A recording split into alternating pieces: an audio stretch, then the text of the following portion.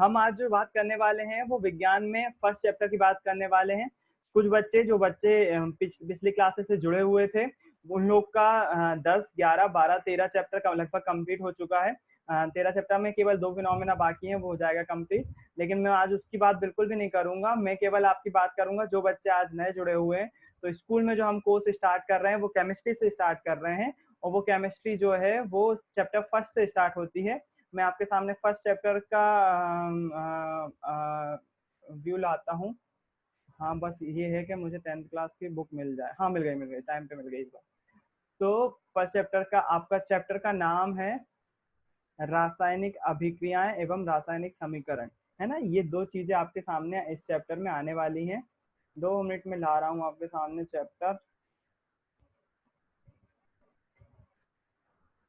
अच्छा, अभी अपना प्लान क्या है पहले तो वो समझ लो कि हम आगे कैसे काम करने वाले हैं। आज मैं ज़्यादा नहीं पढ़ा पाऊंगा, क्योंकि ज़्यादा नहीं मतलब मैं केवल इंट्रोडक्शन दूंगा, तो ज़्यादा पढ़ाने वाली सवाल ही नहीं है। हमारा उद्देश्य क्या है ये कोचिंग का। और किसी ने मैसेज भेजा है मुझे, भैया क्लास ज्वाइन करें। हाँ बिल्कुल करो, 051 आखिरी में। हाँ, तो अभी हमारा बेसिक एम क्या है ऑनलाइन क्लास लगाने का। मैथ्स, इंग्लिश और साइंस की क्लास लग रही, क्योंकि अभी हमारे पास, सर के पास और मेरे पास थोड़ा सा संसाधन थे कि हम आपको ऑनलाइन पढ़ा सकें, है ना। बाकी अगर ये सब, जैसे आप आज सुबह से पढ़ रहे हो 10 बजे से, एक अभी आपका साइंस का 1 घंटे 40 मिनट का लेक्चर लगके ये खत्म हो जाएगी क्लास, 40 मिनट की लगेगी आपकी, बाकी और क्लास नहीं लगेगी। तो ये 3 क्लास के बाद हमको थोड़ा सा आपसे बात करना पड़ेगी, बच्चों से रिव्यू लेना पड़ेंगे। क्या आपका ये टाइम पीरियड सही था, आपको पढ़ने में मजा आया, क्या आपको दिक्कत तो नहीं हुई। क्योंकि कैसी दिक्कत की बात कर रहा हूँ मैं, क्योंकि कई बार जैसे टाइमिंग की दिक्कत है, यदि क्या आपको जो है वो स्कूल सुबह मोबाइल अवेलेबल होना चाहिए, होना ही चाहिए, है ना। और उसके बाद ये रिव्यू लिया जाएगा आपसे 1 हफ्ते बाद या 1 हफ्ते के ड्यूरेशन में, है ना। तो और क्या लिया जाएगा, क्या मोबाइल की बैटरी सस्टेन कर रही है, मोबाइल आपका काम कर पा रहा है, तीन क्लासेस को झेल पा रहा है कि नहीं। अगर 3 से ज्यादा क्लास होती हैं तो क्या मोबाइल सस्टेन कर पाएगा, क्या उसको झेल पाएगा, मोबाइल गर्म ज्यादा तो नहीं हो रहा है, कहीं मोबाइल खराब तो नहीं हो जाएगा, ज्यादा चलेगा। तो ये सारे रिव्यू लेंगे हम 1 हफ्ते बाद। उसके बाद आपका ऐसा करेंगे हम, अगर 3 से ज्यादा क्लास हो सकी तो 1 हफ्ते बाद जो है वो फिर से आपसे सोशल की क्लास भी स्टार्ट कर देंगे, और धीरे धीरे हिंदी की भी कर देंगे और संस्कृत की भी कर देंगे, है ना। तो धीरे धीरे हम ऐसा बढ़ाएंगे कि अभी केवल हम 3 पे रुक रहे हैं कि 3 क्लासेस आपकी चलती रहे, ताकि आपका कोर्स धीरे धीरे जितनी भी स्पीड से बढ़ सके वो चालू रहे। अच्छा, आपके ग्रुप पर जो है वो ये बात बताई गई थी कि हर दिन जो है वो आपको होमवर्क दिया जाएगा इसी सब्जेक्ट का। क्या हाँ, आपको वो टाइम टेबल आपके पास है? एक बच्चा कोई बताया मुझे कि आपको पता है कि इस दिन इस सब्जेक्ट का होमवर्क दिया जाएगा। नहीं भैया। ये अभी नहीं पता है आपको किस सब्जेक्ट का आएगा, ठीक है। तो ये आपको डेली के डेली जो है वो अलग अलग सब्जेक्ट के दिए जाएंगे। 1 हफ्ते बाद आपको टाइम टेबल पता चल जाएगा कि इस दिन इस सब्जेक्ट का आने वाला है, तो अपने आप ही होने दो, ताकि वो ऑटोमेटिकली सेटल हो जाए तो ठीक। अच्छा, मैथ्स और साइंस की क्लास जो है वो, मैथ्स, साइंस और इंग्लिश, ये 3 क्लास अगर ऑनलाइन कंटिन्यू रहती हैं, जो कि रहेंगी मुझे लगता है सर, क्योंकि बहुत सिंसियर होकर पढ़ा रहे हैं।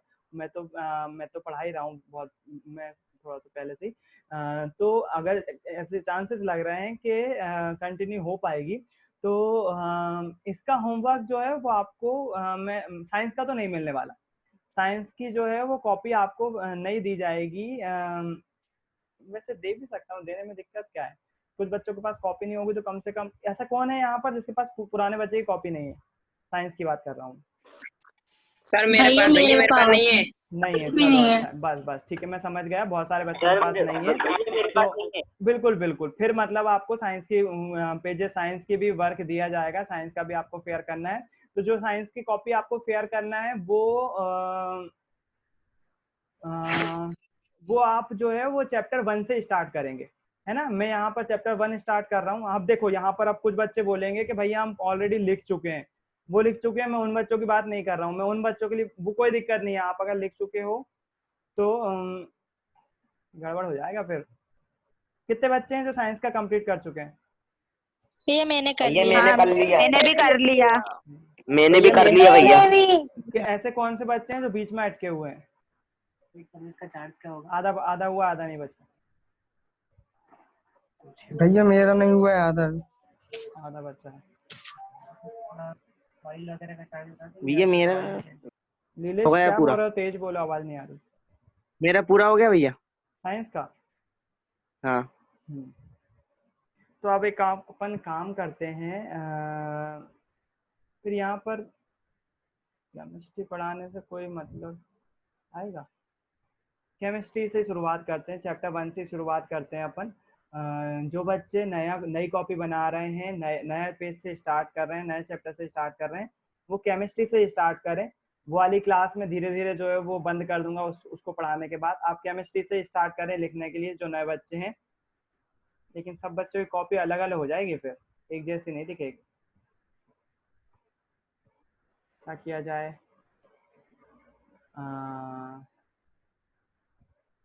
फिर प्लान चेंज करना पड़ेगा मुझे, फर्स्ट चैप्टर से स्टार्ट करना पड़ेगा, फिर वो बच्चे पीछे हो जाएंगे जो बच्चे ऑलरेडी पढ़ रहे हैं। किसी को दिक्कत तो होगी, जाहिर सी बात है, फर्स्ट चैप्टर से स्टार्ट हो करेंगे तो। क्या करूं? अभी आपको कॉपी कितने पेज की खरीदने के बोली है साइंस की? सर 300 भैया 300 पेज की हो जाएगी कॉपी। 300 पेज की कॉपी लगी हुई है। ठीक है, कोई दिक्कत नहीं है। अपन स्कूल का अभी मैं फाइनली डिसाइड यही कर रहा हूँ कि मैं यहाँ पर फर्स्ट चैप्टर से लिखवाना स्टार्ट कर रहा हूँ। आपको स्कूल का जो होमवर्क दिया जाएगा वो फर्स्ट चैप्टर से दिया जाएगा। जो बच्चे ऑलरेडी लिख चुके हैं, बीच में लिखे हुए हैं, आप कॉपी को फॉलो करो जो आपके पास है, बिल्कुल कोई दिक्कत नहीं। आप जो बच्चे लिख चुके हैं वो उसमें कोई भी फर्क नहीं पड़ने वाला है। चैप्टर आगे पीछे हो जाएंगे, कुछ नहीं फर्क पड़ेगा, मैं संभाल लूंगा, जो होगा मैं संभाल लूंगा। अभी जो हम यहाँ पर होमवर्क देने वाले हैं आपको, जो ग्रुप पे होमवर्क देने वाले हैं, वो फर्स्ट चैप्टर से मिलेगा आपको। फर्स्ट चैप्टर के जो है वो नोट्स जो है वो बनाते जाना है। साइंस में फर्स्ट चैप्टर के पिक्चर्स जो है वो आपको भेजूंगा, है ना। तो वो टाइम टेबल मेरे पास है, मेरे को कब भेजना है वो भेज दिए जाएंगे। आप जो बच्चों ने अभी लिखना शुरू नहीं करा है वो साइंस की कॉपी खरीद लें और फर्स्ट चैप्टर जो कि आपको स्कूल के ग्रुप पे फोटो भेज जाएंगी उससे लिखना स्टार्ट कर दें आप। ठीक है, अब डाउट मेरे ख्याल से क्लियर हो जाएगा, अब कोई भी डाउट नहीं रहेगा आपका। यहाँ पर हम फर्स्ट चैप्टर से स्टार्ट कर रहे हैं।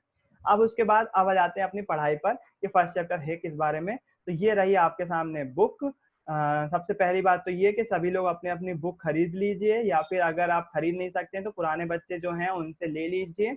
आपको बुक के बिना पढ़ना थोड़ा सा दिक्कत जाएगी, परेशानी होगी। तो ये आपके सामने बुक है, चैप्टर का नाम है रासायनिक अभिक्रियाएं और रासायनिक समीकरण। रासायनिक अभिक्रियाएं और रासायनिक समीकरण। अच्छा, ये रासायनिक अभिक्रियाएं होती क्या है, रासायनिक समीकरण क्या है, पूरा इस चैप्टर में बात आने वाला है। तो देखो, शुरुआत में दिया होगा, क्या आपने कभी देखा है, आपने कुछ चीजें ऑब्जर्व की होंगी, गर्मियों में कमरे के ताप पर दूध को खुला छोड़ दें।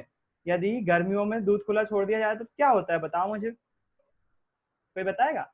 गर्मियों में अगर हम दूध ना मतलब गर्म ना करें, दूध वाला दूध देके जाए और हम अगर गर्म ना करें तो क्या होने वाला दूध के साथ?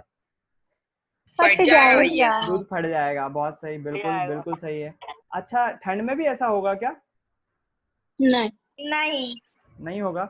चलो, इसके बाद यदि हम अगर लोहे की कील को ऐसे ही खुला छोड़ देते हैं, जैसे बारिश हो रही है, खुला छोड़ दिया, लोहे की कील, नई लोहे की कील देखी है सभी ने, नए लोहे अगर उसको हम खुला छोड़ दें, हल्का सा बारिश के मौसम में खुला छोड़ दें, कुछ दिनों बाद 10-15 दिन बाद क्या होने वाला उसकी पर? जंग लग जाएगी। बात है, जंग लग जाएगी उस पर, बिल्कुल लग जाएगी जंग। उसके बाद यदि मैं बात करूं, शराब का पता है शराब कैसे बनाई जाती है? इसका आंसर नीलेश जरूर देगा, मेरे को मालूम है। अंगूर भैया, अंगूर, सड़े बड़े अंगूर। हाँ नीलेश, बोलो क्या बोलना चाह रहे? एल्कोहल का बोल रहा था भैया मैं। हाँ, एल्कोहल कैसे बनाई जाती है बताओ भैया? महुए से बनती है। बहुत अच्छे, अल्कोहल जो है वो महुए से बनाई जाती है। बिल्कुल नीलेश, बिल्कुल सही आंसर दे रहा है। और किसी को मालूम है कैसे बनाई जाती है? महुए के अलावा और किससे बनती है? भैया सड़े गले फल फ्रूट से। ये बात बिल्कुल सही बात बोली, जो सड़े गले फल फ्रूट होते हैं उससे अल्कोहल बनाई जाती है। और मैं आपको जो है वो वाइन बनाना सिखाऊंगा इस चैप्टर में। अपन बिल्कुल रेड वाइन बनाना सीखेंगे। हाँ भैया, सड़े गले फ्रूट से तो बियर बनती है। हाँ बिल्कुल। वाइन या बियर जो होती है, अब देखो अंतर भी पता होना चाहिए। बहुत अच्छी बात है, नीलेश ने अंतर बताया, अंतर फोकस करने के। जहाँ पर बेचारे कुछ बच्चे और भी नीलेश, उनको समझा देते थोड़ा सा, बियर, वाइन और अल्कोहल में क्या फर्क होता है। जो अल्कोहल या फिर जिसको हम नॉर्मल भाषा में शराब भी बोलते हैं, वो प्योर अल्कोहल होती है, उसमें जो केमिकल कंपोजिशन होता है उसका C2H5OH होता है, जो 9th क्लास में मैं शायद कभी आपके दिमाग में क्लिक कर चुका हूँ कि जब भी आप शराब की दुकान के सामने से निकलो तो आप देख सकते हो वहां पर बोर्ड पर लिखा रहता है C2H5OH, जो कि बोर्ड किसी को और नहीं दिखेगा, केवल साइंस के स्टूडेंट को दिखेगा। आप किसी भी अपने सीनियर से पूछ सकते हो, उनको बोर्ड दिखेगा, आपको भी दिखने लगेगा, है ना। तो जो अल्कोहल होती है वो प्योर अल्कोहल होती है, और जो बियर या वाइन होती है उसमें अल्कोहल की कुछ मात्रा होती है। अब वो कंपनी डिसाइड करती है वो मात्रा कितनी हो, कुछ लोग 4% रखते हैं, कुछ 5, 6, 10% ऐसे रखते हैं। तो बियर या वाइन में अल्कोहल जो रहती है, प्योर अल्कोहल, वो मिलाई जाती है ना। मतलब इसका मतलब क्या होगा, जो अल्कोहल जो होता है वो नशीली होती है, उससे नशा आता है बहुत ज्यादा। तो जो बियर या वाइन होती है उसमें नशा तो आता है लेकिन कम मात्रा में आता है ना। थोड़ी सी उसमें अल्कोहल की मात्रा कम होने के कारण से उसका नशा थोड़ा सा कम हो जाता है। तो बिल्कुल सही बोला उसने, जो सड़े गले फल फ्रूट से बनाई जाती है वो बियर या वाइन बनाई जाती है, जबकि अल्कोहल बनाने के लिए एक तकनीक है, शुगर से अल्कोहल बनाई जा सकती है, जो प्योर अल्कोहल होती है, आप जिसको देसी ठर्रा भी बोल सकते हो, वो महुए से भी बनाई जाती है। खैर जो एक और मैं तकनीक जो बताऊंगा, जो अपनी बुक में नहीं है लेकिन कुछ पुरानी बुक में थी, वो अल्कोहल जो है वो शक्कर से बनाई जाती है। हाँ, वही शक्कर से जो हम शक्कर खाते हैं। तो आप बोलोगे क्या वो शक्कर हमारे बॉडी में जाती है तो भी अल्कोहल बन जाती है? बिल्कुल बन जाती है ना। आप अगर अल्कोहल नहीं भी पी रहे हो तो आपकी बॉडी में अल्कोहल मौजूद होती है। तो इसी के बारे में चर्चा करने वाले हैं, ये वाला चैप्टर इसलिए इंटरेस्टिंग बन जाता है। इसके बाद जो अगर मुझे आप आंसर दीजिए, अपन इसमें अंगूर से वाइन कैसे बनाई जाती है वो भी सीखेंगे, और शराब कैसे बनती है वो भी सीखेंगे। अगर हम भोजन को पकाते हैं, हमारा शरीर भोजन को पचा लेता है ना। आपको मालूम है हम खाना जब खाते हैं, जब खाना खाते हैं हम, तो नॉर्मली हम खाने में क्या खा रहे होते हैं? आपको मैंने ये 9th क्लास में अपन ने पढ़ा है और बताया भी है कि जो हम भी आसपास जो भी खाना खा रहे हैं उसमें 4 चीजें खा रहे होते हैं मेनली।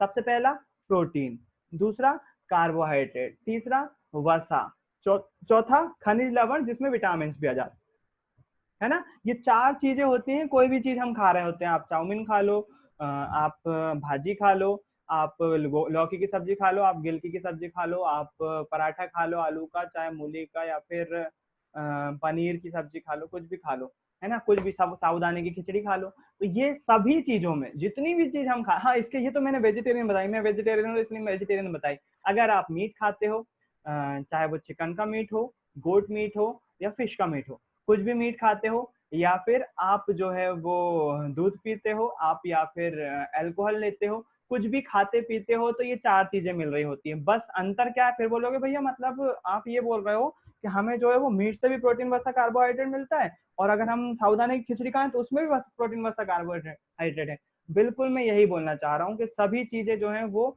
ये 4 चीजों से मिलकर बनी हुई होती हैं, ये 4 ही चीजें होती हैं। बस अंतर क्या है?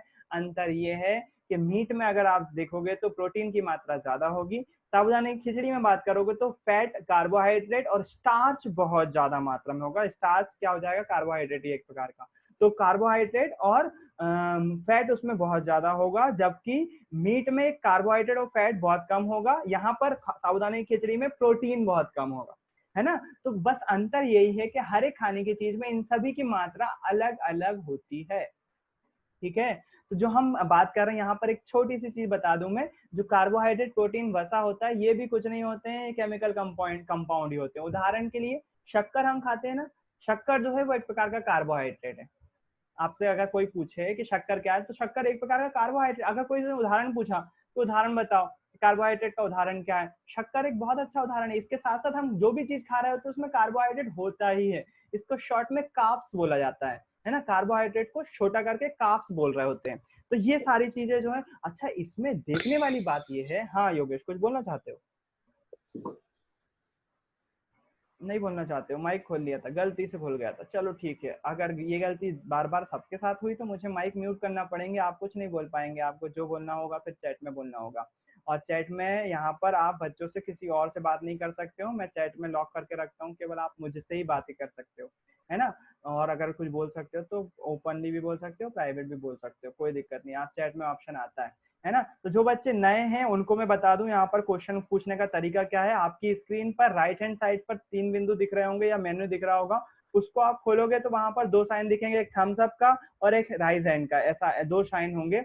अगर आपको कभी कोई क्वेश्चन पूछना है या कुछ बोलना है तो आप राइट हैंड वाला आंसर दबाएंगे। अगर आपको टॉपिक समझ में आ गया, आप माइक से नहीं बोलना चाहते हो तो थम्स अप का साइन देंगे, आ गया समझ में। आप बीच में कभी भी दे सकते हो ये दोनों साइन। जब मैं पढ़ा रहा होता हूँ, कोई कॉन्सेप्ट समझ में आ रहा है, मैं समझा रहा हूँ कि ये कैसे घूम रहा है, फट से आपको साइन देना, बार बार इसका यूज नहीं करना है ना। ये आपके हथियार हैं, आपके शस्त्र हैं। मैं जैसे ही आप थम्स अप करोगे तो मेरे दिमाग में क्लियर होगा इस बच्चे को समझ में आ गया है ना। या फिर आपको कुछ डाउट होगा तो आप हैंड राइज करोगे तो भी मेरे को समझ में आ जाएगा। वहीं उसके नीचे एक और ऑप्शन आता है राइज हैंड का, वो भी एक राइज हैंड का ऑप्शन रहता है, वो भी उसको भी आप खड़ा कर सकते हो। हाँ, उसको जैसे क्लिक करोगे तो यहाँ पर मेरे सामने नोटिफिकेशन आ जाएगा कि बच्चा कुछ पूछना चाहता है, उसको भी यूज कर सकते हो आप क्वेश्चन पूछने के लिए। आप बीच में कभी भी इंटरप्ट कर सकते हो। जैसा कि मैंने बोला आपसे कि माइक अगर बार बार आप खोलोगे बंद करोगे तो मुझे यहाँ से बंद करना पड़ेगा माइक। तो मेरे ख्याल से आपको बात समझ में आ गई कि मैं क्या बोलना चाह रहा हूँ। अब इस चैप्टर में, अच्छा मैंने ये चैप्टर की शुरुआत जो करी उसको आपको ये सब चीजें क्यों बोली? ये सब चीजें इसलिए बोली क्योंकि हर एक चीज में रासायनिक अभिक्रिया हो रही है ना। आपने 9th क्लास में बहुत अच्छे से पढ़ा है, मैंने खुद ने पढ़ा है कि भौतिक परिवर्तन और रासायनिक परिवर्तन क्या होते हैं। भौतिक परिवर्तन इसको बोलते हैं हम जो आंखों से दिख जाते हैं, उनका आकार घट बढ़ रहा है, उनका साइज चेंज हो रहा है, आकार को साइज बोलते हैं, वैसे उनकी आकृति बदल रही है। आकार और आकृति समझते हो ना, आकार मतलब लंबा या बड़ा, और आकृति मतलब कि उनका शेप, त्रिभुज, सर्कल या वो। तो आकृति या आकार बदल रहे हैं कि नहीं, उनका वजन बढ़ रहा है कि नहीं, द्रव्यमान जिसको बोलते हैं। तो जो चेंजेस हमको दिखाई दिख जाते हैं उसको भौतिक परिवर्तन बोलते हैं। जैसे कि सलाद का काटना, पेड़ को काट देना, है ना, किसी बच्चे की हाइट बढ़ना, तो वो ये सब भौतिक गुण है। जबकि रासायनिक गुण हमको दिखाई नहीं देते हैं लेकिन उनके केमिकल चेंज हो जाते हैं। जैसे कि मैंने एक बात बोली थी आपको, जहां भी कोई चीज जल रही हो वहां पर हमको बिना सोचे समझे बोल देना है कि वो रासायनिक अभिक्रिया होगी। याद है कि नहीं? बिल्कुल याद होना चाहिए, अगर नहीं है याद तो। रासायनिक अभिक्रिया इनको ही बोलते हैं। रासायनिक अभिक्रियाओं में क्या होते हैं, दो पदार्थ आपस में क्रिया करते हैं और तीसरा पदार्थ बना रहे होते हैं, है ना। उदाहरण के लिए अगर हम दूध की बात करें, दूध क्यों फट जाता है?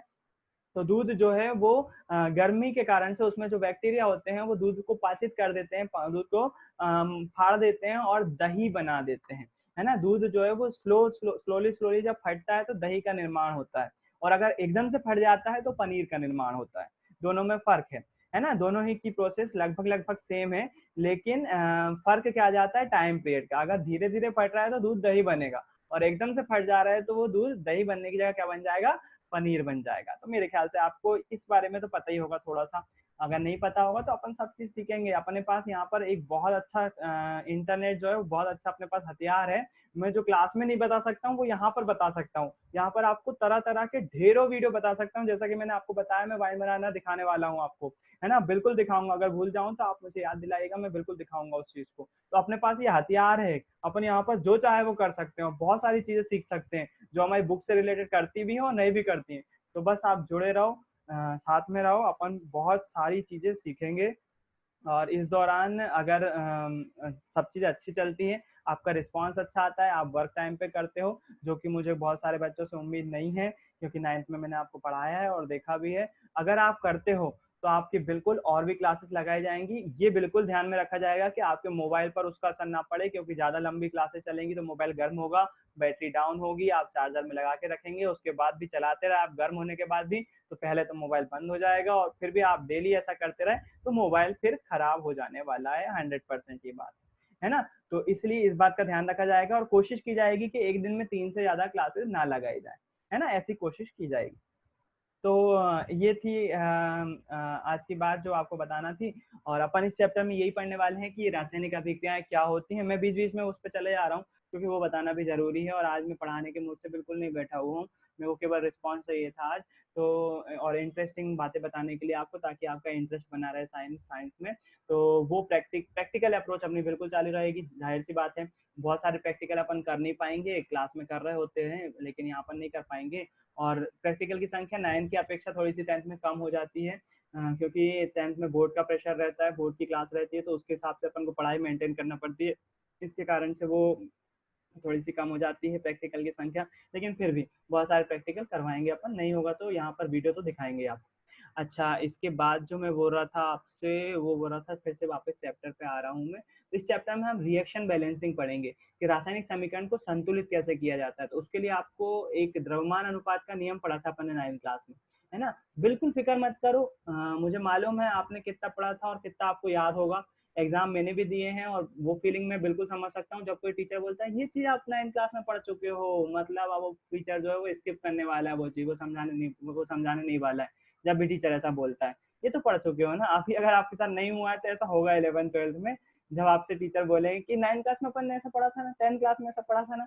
तो जब ऐसा बोला जाता है तो मैं कोशिश करूंगा मैं बिल्कुल वैसा नहीं बोलूं। जब मैं आपको बोलूंगा कि 9th क्लास में अपन ये पढ़ चुके हैं तो मैं फिर से वो चीज रिपीट करवाता हूँ ताकि आपको याद आ जाए। जैसे द्रव्यमानुपात का नियम अपन ने पढ़ा था वो बिल्कुल अभी फिर से पढ़ाऊंगा, फिर से समझाऊंगा। उसी के आधार पर हम रासायनिक समीकरण को संतुलित करना सीखते हैं।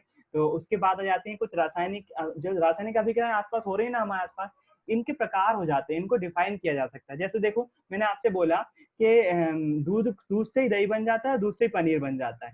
तो इसमें फर्क क्या है? एक अभिक्रिया जो है जो दूध से दही बन रही है वो धीमी अभिक्रिया है, धीरे धीरे हो रही है ना, और दूध से अगर पनीर बन रहा है तो वो तीव्र बन जा रही है, जैसे नींबू का रस डाला वैसे पनीर बन गया। ये रासायनिक अभिक्रिया एक प्रकार की गति पे डिपेंड कर गई ना, इसको अम्लीकृत करने का, इसको अपन नींबू डाल रहे हैं तो उसमें अम्ल डाल रहे हैं, अम्लीकृत करने का समय पे डिपेंड कर गई। मतलब इसकी अभिक्रिया, कुछ अभिक्रिया ऐसी होती हैं जो तेज चल रही होती है, कुछ धीमी चल रही होती है। इसके आधार पर हम जो है इसको अभिक्रियाओं को दो भाग में बांट सकते हैं कि तीव्र अभिक्रिया और मंद अभिक्रिया, है ना। तीव्र अभिक्रिया, दूध से पनीर बनना जो है वो तीव्र अभिक्रिया आ जाएगा, लेकिन इतना से ज्यादा सिंपल नहीं है। इसको अपन जो है वो रिएक्शन के फॉर्म में लिखते हैं। चैप्टर में सबसे पहले तो अपन रिएक्शन बनाने सीखते हैं कि रिएक्शन क्या होती है, उसको बैलेंस करना सीखते हैं कि रिएक्शन बैलेंस कैसे कैसे होती है, कौन से तत्व मिलकर क्या बनाते हैं, तो उसको बैलेंस कैसे करते हैं वो सीखते हैं। उसके बाद अभिक्रियाओं के प्रकार सीखते हैं जिसमें संयोजन अभिक्रिया आती है। संयोजन अभिक्रिया में दो पदार्थ आपस में मिलते हैं और एक पदार्थ का निर्माण करते हैं। वियोजन आती है जिसमें एक पदार्थ टूट जाता है दो भागों में, है ना, तो उसको वियोजन अभिक्रिया बोलते हैं। कुछ ऊष्माक्षेपी, ऊष्माशोषी रासायनिक अभिक्रियाएं आती हैं। विस्थापन अभिक्रियाएं आती हैं। याद है विस्थापन अभिक्रिया का एक प्रैक्टिकल अपन ने किया है, वो लोहे की कील को डाल देते हैं कॉपर हाँ सल्फेट में। भैया। हाँ बहुत अच्छा, प्रैक्टिकल याद है, प्रैक्टिकल याद है। कील को डुबो दिया था और कृष्णा ने वो परख नली तोड़ी थी बॉयज की क्लास में, याद है कि नहीं? हाँ हाँ याद है। भैया। हो गया था। हाँ हाँ, वो भैया कील ऊपर से छोड़ दी थी तो कील परख नली को आर पार करते नीचे चली गई थी। कृष्णा याद है कि नहीं? भैया याद है। हाँ बिल्कुल, तो वो विस्थापन अभिक्रिया ही थी बेटा। विस्थापन अभिक्रिया एक बार फिर से देखेंगे अपन इस क्लास में, और कल से मैं ऑफिशियली आपकी साइंस की क्लास शुरू करूंगा। आज तो केवल इंट्रोडक्शन दे रहा हूँ, कल से आपको इंट्रोडक्शन ऑफिशियली दिया जाएगा। आज की रिकॉर्ड करने की जरूरत नहीं थी।